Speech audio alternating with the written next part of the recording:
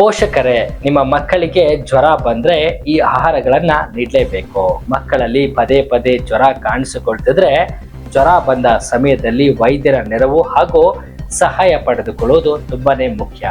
ಅದೇ ರೀತಿ ಈ ಸಮಯದಲ್ಲಿ ಮಕ್ಕಳ ಆಹಾರ ಪದ್ಧತಿಯ ಬಗ್ಗೆಯೂ ಕಾಳಜಿಯನ್ನ ವಹಿಸಬೇಕಾಗತ್ತೆ. ಅವರಿಗೆ ಯಾವ ಆಹಾರ ನೀಡಬೇಕು, ಯಾವ ಆಹಾರವನ್ನ ನೀಡಬಾರದು ಎಂಬುದು ಪೋಷಕರು ತಿಳಿದುಕೊಳ್ಬೇಕಾಗತ್ತೆ. ಹಾಗಿದ್ರೆ ಮಕ್ಕಳಿಗೆ ಜ್ವರ ಕಾಣಿಸಿಕೊಂಡಾಗ ಯಾವ ರೀತಿಯ ಆಹಾರವನ್ನ ಕೊಡಬೇಕಾಗತ್ತೆ, ಅದರಲ್ಲೂ ನೀಡುವುದು ಯಾವ ರೀತಿಯ ಆಹಾರವನ್ನ ಕೊಟ್ರೆ ಒಳ್ಳೇದಾಗುತ್ತೆ ಅನ್ನೋದನ್ನ ತಿಳ್ಕೊಬೇಕಾಗತ್ತೆ. ಹವಾಮಾನ, ವಾತಾವರಣದಲ್ಲಿನ ಬದಲಾವಣೆ ಮತ್ತು ದುರ್ಬಲ ರೋಗ ನಿರೋಧಕ ಶಕ್ತಿಯ ಕಾರಣದಿಂದಾಗಿ ಹೆಚ್ಚಿನ ಮಕ್ಕಳು ಜ್ವರ, ನೆಗಡಿಯಂತ ಆರೋಗ್ಯ ಸಮಸ್ಯೆಗಳಿಗೆ ಪದೇ ಪದೇ ತುತ್ತಾಗುತ್ತಿರುತ್ತಾರೆ. ಮತ್ತು ಈ ಸಮಯದಲ್ಲಿ ಮಕ್ಕಳು ಸರಿಯಾಗಿ ಆಹಾರವನ್ನ ಸಹ ಸೇವನೆ ಮಾಡೋದಿಲ್ಲ. ಇದರಿಂದಾಗಿ ಮಕ್ಕಳ ಆರೋಗ್ಯ ಇನ್ನಷ್ಟು ಹದಗೆಡುತ್ತದೆ. ಇಂತಹ ಸಮಯದಲ್ಲಿ ಮಕ್ಕಳಿಗೆ ಈ ಒಂದಷ್ಟು ಆಹಾರಗಳನ್ನ ನೀಡಲೇಬೇಕು. ಯಾಕಂದ್ರೆ ಆಹಾರ ಪದ್ಧತಿ ದೇಹವು ಸೋಂಕಿನ ವಿರುದ್ಧ ಹೋರಾಡಲು ಸಹಾಯ ಮಾಡುತ್ತದೆ. ಮಕ್ಕಳಿಗೆ ಜ್ವರ ಬಂದಾಗ ನೀಡಲೇಬೇಕಾದಂತ ಆಹಾರಗಳು ಇವು. ಸೂಪು ನಿಮ್ಮೆಲ್ರಿಗೂ ಕೂಡ ನೋಡಿರ್ತೀರಾ, ಕೇಳಿರ್ತೀರಾ, ಕುಡಿದು ಇರ್ತೀರಾ. ಹಾಗಾದ್ರೆ ಜ್ವರ ಬಂದಾಗ ಮಕ್ಕಳಿಗೆ ಸೂಪನ್ನ ಕುಡಿಸೋದ್ರಿಂದ ತುಂಬಾನೇ ಒಳ್ಳೆಯದು. ಸೂಪ್ನಲ್ಲಿ ಅಗತ್ಯವಾದ ಜೀವಸತ್ವಗಳು ಮತ್ತು ಖನಿಜಾಂಶಗಳಿದ್ದು ಇದೊಂದು ಪೌಷ್ಟಿಕಯುಕ್ತ ಆಹಾರವಾಗಿದೆ. ಇದು ಮಕ್ಕಳಿಗೆ ಜ್ವರದಿಂದ ಚೇತರಿಸಿಕೊಳ್ಳಲು ಸಹಾಯವಾಗಿದೆ. ಇದಲ್ಲದೆ ಮಕ್ಕಳಿಗೆ ರಾಗಿ ಅಂಬಲಿಯೂ ಸಹ ಕುಡಿಸಬಹುದು.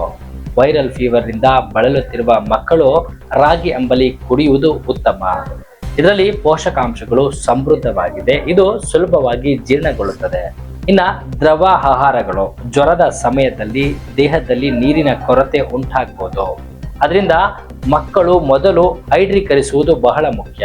ಹೀಗಿರುವಾಗ ಮಗುವಿನ ದೇಹದ ನಿರ್ಜಲೀಕರಣವನ್ನ ಹೋಗಲಾಡಿಸಲು ನೀರು ಮತ್ತು ಎಳನೀರನ್ನ ನೀಡುವುದು ಪ್ರಯೋಜನಕಾರಿಯಾಗಿರುತ್ತದೆ.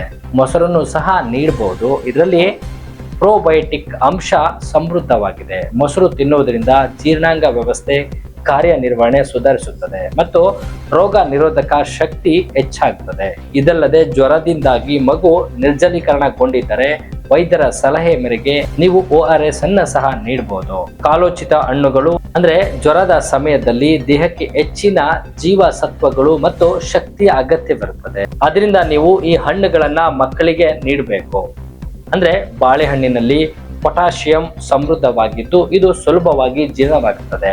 ಹೊಟ್ಟೆಗೆ ಹಗುರವಾಗಿರುವ ಸೇಬು ಅಥವಾ ಪೇರಳೆ ಹಣ್ಣು ಕೂಡ ಮಕ್ಕಳಿಗೆ ತಿನ್ನಲು ನೀಡಬಹುದು. ಪಪಾಯಿ, ಕಿತ್ತಳೆ ಹಣ್ಣುಗಳು ಸೇವಿಸುವುದರಿಂದ ಮಕ್ಕಳು ರೋಗ ನಿರೋಧಕ ಶಕ್ತಿ ಹೆಚ್ಚಾಗ್ತದೆ. ಕಲ್ಲಂಗಡಿ ಹಣ್ಣಿನಲ್ಲಿ ನೀರಿನ ಅಂಶ ಹೆಚ್ಚಿರುತ್ತದೆ. ಜ್ವರದಿಂದ ಬಳಲುತ್ತಿರುವ ಮಕ್ಕಳಿಗೆ ಕಲ್ಲಂಗಡಿ ಹಣ್ಣು ನೀಡುವುದರಿಂದ ಅವರ ದೇಹದಲ್ಲಿ ನೀರಿನ ಅಂಶ ಹೆಚ್ಚುತ್ತದೆ ಮತ್ತು ಜ್ವರದಿಂದ ಬೇಗನೆ ಚೇತರಿಸಿಕೊಳ್ಳಲು ಇದು ಸಹಾಯವನ್ನ ಮಾಡುತ್ತದೆ. ಯಾವ ಆಹಾರವನ್ನ ಸೇವನೆ ಮಾಡಬಾರದು? ಜ್ವರದ ಸಮಯದಲ್ಲಿ ಕೆಲವೊಂದು ಆಹಾರಗಳನ್ನ ಮಕ್ಕಳಿಗೆ ನೀಡಬಾರದು. ಯಾಕಂದ್ರೆ ಅವು ಜೀರ್ಣಿಸಿಕೊಳ್ಳಲು ಕಷ್ಟ. ಇದು ಮಕ್ಕಳ ಆರೋಗ್ಯವನ್ನ ಮತ್ತಷ್ಟು ಹದಗೆಡಿಸುವ ಸಾಧ್ಯತೆ ಇರುತ್ತದೆ. ಅದರಿಂದ ಮಕ್ಕಳಿಗೆ ಜ್ವರ ಬಂದ ಸಮಯದಲ್ಲಿ ಮಸಾಲೆಯುಕ್ತ, ಎಣ್ಣೆಯುಕ್ತ ಮತ್ತು ಹುರಿದ ಆಹಾರ, ಚಾಕ್ಲೇಟು, ಕುಕ್ಕೀಸು ಮುಂತಾದ ಸಿಹಿ ಪದಾರ್ಥಗಳನ್ನ ನೀಡುವುದನ್ನ ತಪ್ಪಿಸಿ. ಜೊತೆಗೆ ತಂಪು ಪಾನೀಯಗಳನ್ನು ಸಹ ನೀಡಬಾರದು.